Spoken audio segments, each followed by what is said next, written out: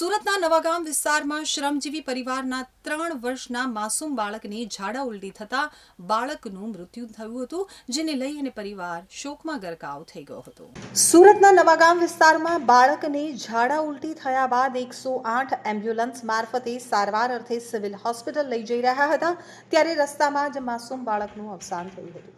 જો કે પરિવારનું કહેવું છે કે અચાનક ઝાડા ઉલટી થતા મોત થયું છે।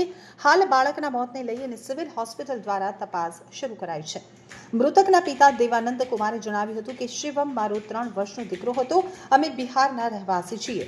3 બાળકો છે, જેમાં આ વચ્ચેનું બાળક હતું।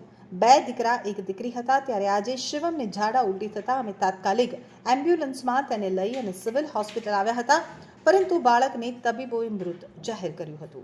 और बच्चा का उल्टी हुआ था, पैखाना हुआ था, वो एम्बुलेंस में लेते लेते गति हो गई। तो यहाँ लाए, एम्बुलेंस में गति हो गया था। यहाँ लाए तो जवाब दे दिया डॉक्टर नहीं रहा।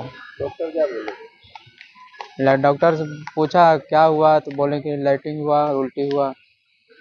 क्या लगता है झाड़ा उल्टी के कारण होती है? हाँ। क्या उम्र के बच्चे के नाम क्या था? 3 साल उम्र था, शिवम नाम था। मूल कहाँ के रहने वाले हैं? क्या? मूल कहाँ के रहने वाले वो बिहार का, हैं? और यहाँ क्या काम करते हैं?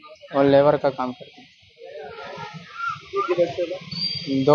3 बच्चा है, 1 लड़की 2 लड़का था। कोई बड़ा ये